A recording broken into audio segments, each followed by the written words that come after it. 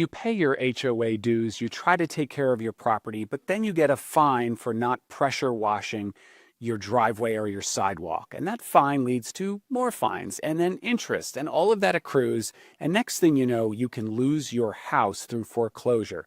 That's what one family is dealing with right now. And I'm joined now by investigative reporter Anastasia Olmos. I'm Chief Investigator Brendan Keefe, and this is Behind the Investigation with Atlanta News First Investigates. Stassi, thanks for joining us. Of course. I mean, that's the story here in Georgia. I feel like that's been a lead-in of a few of our Behind the Investigation talks so far.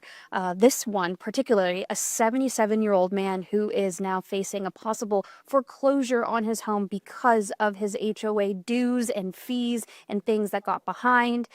Go ahead and take a listen or a watch to this story to hear the details.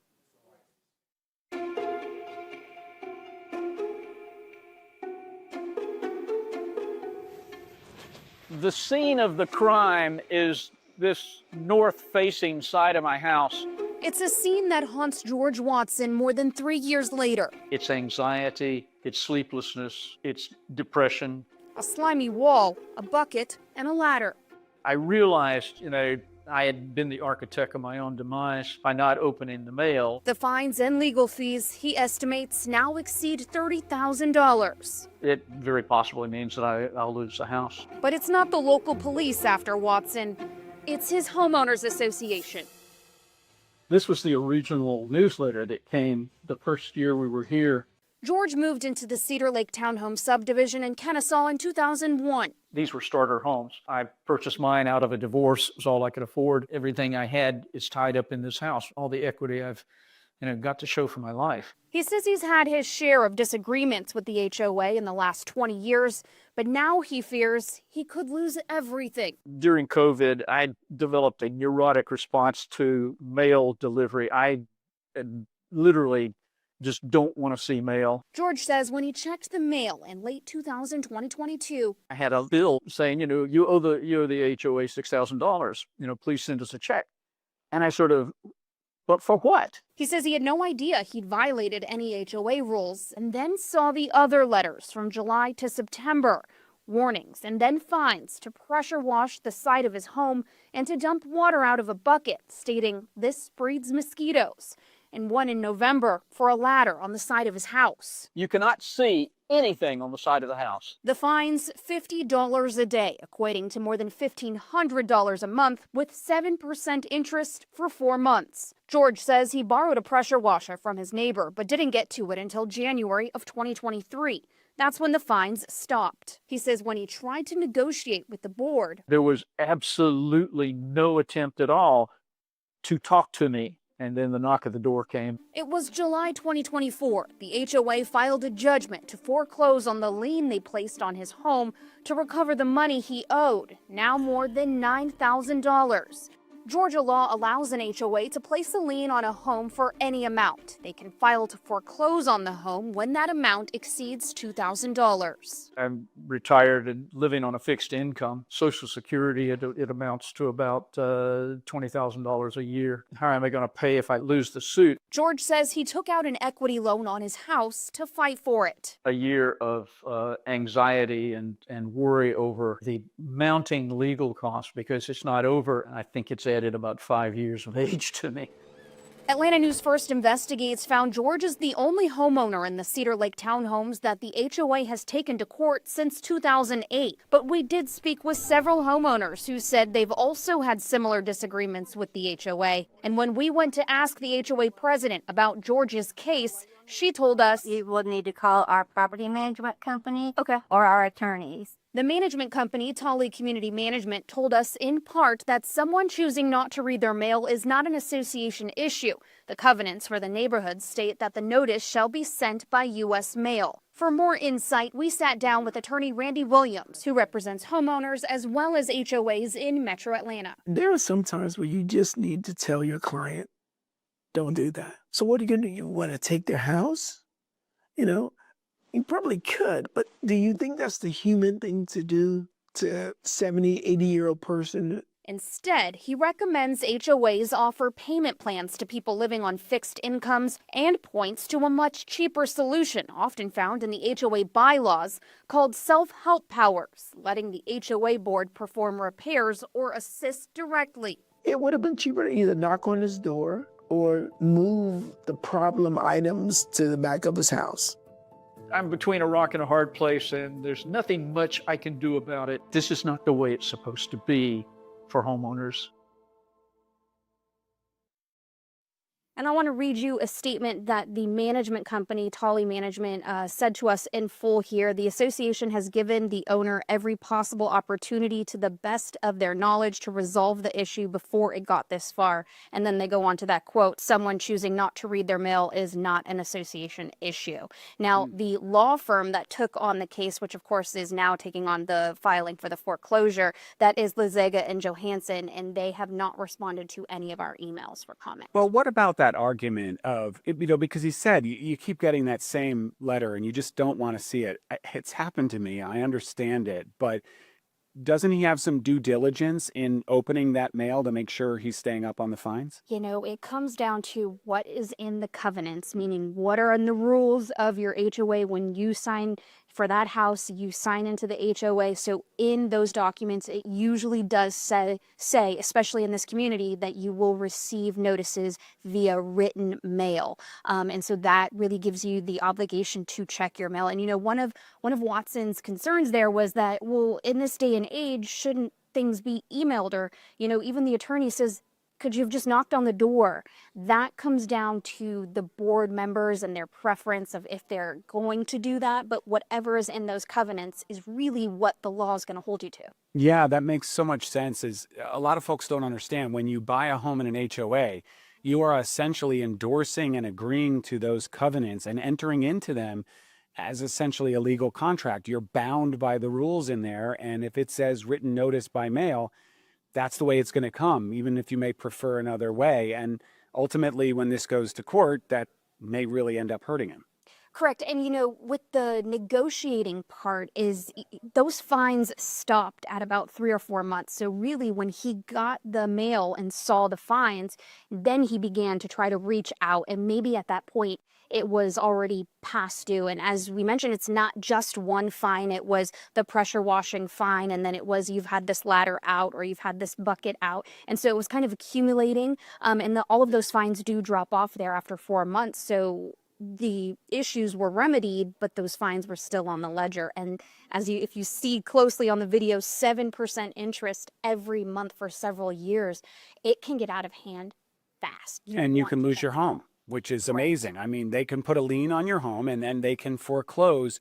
It's over $2,000. Is that the amount? Yeah, $2,000 is when they can file to foreclose. Wow. So that is in Georgia. If you're listening from out of state, every state has its own laws. But here in Georgia, you know, lawmakers have tried to bring this to the forefront here, especially in the Senate. They've tried to draft some bills and try to get votes. It hasn't gone anywhere, but I have attended some Senate hearings here in just the past couple weeks where they've started to talk about specifically the liens that HOAs can place on homes.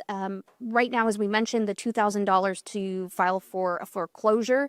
They want to raise that minimum to $4,000, and they want to ban the application of fines to that amount. So it can only be your dues if you're not paying your dues. But, you know, some people say that an HOA can use fines, you know, they can place a $100, $700 fine for one thing, and easily with 2 of those fines, 3 of those fines, you're now possibly going to lose your home. And there's so no due cap that. Yeah, there's no due process though. I mean, the HOA board or its management company decides what those fines are, and unless there's some appeal process in the covenants, which there rarely are, you don't have any choice but to pay them or potentially lose your home under the current Georgia law. Right. And you know what, Brendan, I would challenge you, you know, I know you've been on your HOA as well, the board. It is really a way that they hold some sort of power to get people to pay, because if there really is no consequence, True. why are people going to pay out of all of their bills. So there really has to be some sort of checks and balances, and that's something that lawmakers are looking at. One of the things that they mentioned, it was specifically the Senate Rules Committee looking at a specific law, Senate Bill 361, and that bill would also give the Secretary of State the power to enforce things. So the HOA not only has to register with the Secretary of State, they've got to provide financial documents, which is huge because we get a lot of emails of people who have never been able to see their financial documents. George Watson, that was also one of his claims, is he's never seen where the money's going. And so the Secretary of State's office under this bill would get more power to kind of be that checks and balances system on both sides. Well, you and I have talked about this, that the HOA board also operates by a set of rules, and it gets very wonky, but there's the covenants, which those bind all the neighbors. They're all bound to follow those rules. All the homeowners have to follow the rules in the covenants. But there's that other sort of document that's filed in a totally different place, not the Superior Court like the covenants, but filed with the Secretary of State. And those are essentially the corporate bylaws of the HOA.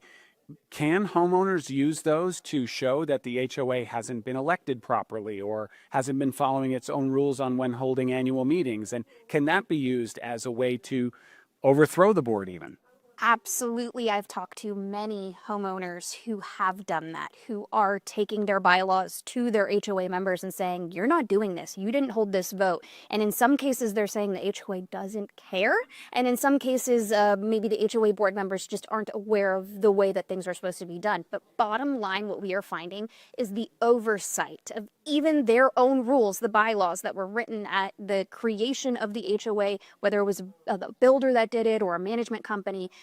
There's no oversight of them following those rules. And so people are having to take their HOAs to court themselves on their own dime. So that means they have to have the means to do that. And then second, the HOA can then pass on their own attorney's fees to the membership dues and assessments. So every homeowner in that community ends up paying for that lawsuit. Wow, that's extraordinary. And then I know that sometimes in those covenants or in those documents, the founding documents, there's sometimes a process where you can essentially petition your neighbors, get enough of them to call a special meeting, and then get enough of them to vote the current board out. Correct. Is that something some of them are doing? Yeah, so actually George Watson, he said years ago, he's lived there for 20 years or more, and he says that years ago he did do that. I believe it was around 2008 when a lot of the homes were facing possible foreclosure because people were not doing well, the economy was not doing well, and he said he did petition, he did get on the board, but he ended up having to leave it because of the people that were already on the board. He felt that they could not get along. He was trying to propose different things in terms of parking, and we couldn't go that far back and prove all of these different things. So we didn't include that in the story, but that was something that he did try to do and was successful at. But in the end, he felt that all odds were against him. There's another community that did do it. We had the story several months ago, and they did hold that special election. They voted in the new president, and the current president would not turn over anything. And so they filed a lawsuit, and they had been asking the judge to please enforce this. But, there's another issue I'm hearing is that it's been very difficult for people to actually serve these HOA boards and presidents. Wow. I know you've been doing so many of these stories, and we've been getting lots of tips. And the reason seems to be there's this dynamic tension between people who want to maintain their neighborhood, want certain standards to be upheld. You don't want someone to paint their house stoplight yellow, or you don't want someone with a car up on blocks in the driveway, because that affects everyone's enjoyment and everyone's property value. Yeah. Also, you want to make sure if you're paying dues to take care of the pool or the tennis courts or just mowing the common area, you want to make sure everyone else is paying their fair share. That's one side of it. But the other side of it is, hey, I bought this home with my own money. I either paid cash or I have a mortgage, and the bank and I own this property, and who are you to tell me what I can do with it? Is that what you're seeing? Is those sort of highly emotional competing factors? I would say the cases that we are looking at are a little bit more in depth than just the basic, don't tell me what to do with my home. There's a lot of people who want to do right, and they have paid thousands of dollars in fines and oh my gosh, I got a notice, let me fix it. But when the notices keep coming and they feel that it is discrimination in some of these neighborhoods where possibly there are people on the board that just don't like others, or one of the big things is that there's such a disconnect between the actual neighbors, the board members, and the homeowners that are being fined because of the management company in between that is possibly in a different state running hundreds of homeowners communities. So they're not talking to people one-on-one. And then in some communities, the fines, even the dues, all of that goes to a law firm once there's a past due fine or anything like that. And so now you're dealing with a lawyer who many people say they don't even know who it is. They don't know where the documents are going, and they don't even know there's a lien placed on their home. So it really is an in-depth, complex issue in some of these communities. Well, and it's hard to deal with an attorney when you're not one, too. I mean, so it's like asymmetric warfare at that point. Yep. Fascinating. Even just to understand some of the things going on in these neighborhoods, I've had to dig really deep and put on my lawyer hat. And I don't have a degree in law. But what you do have is a stack of about 10,000 emails and tips we've received.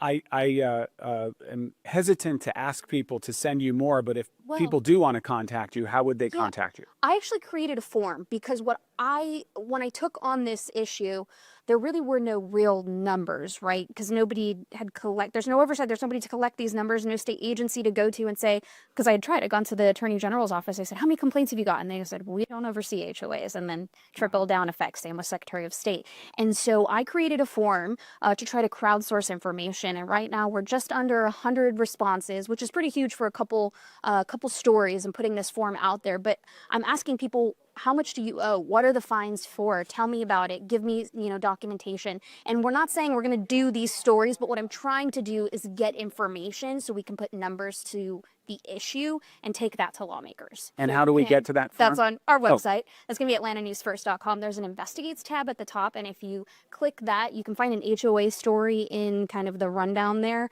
and any one of those is going to have a form. And here in a couple weeks, we'll have a special page that people can go to, and if you want to, go ahead and email me. I'll do my best to get back to you. That's anastasia.olmos@wanf.com. Well, Stasi, thanks for staying on this story. And also, you're a bit modest because I know that lawmakers are listening and some of the actions they're taking are a direct result of your reporting. So thanks for that. Thank you. Thanks for tuning into Behind the Investigation with Atlanta News First Investigates. For more on this story, go to atlantanewsfirst.com and click on the ANF Investigates tab. You can listen to more award-winning investigations wherever you get your podcasts by searching Behind the Investigation with Atlanta News First.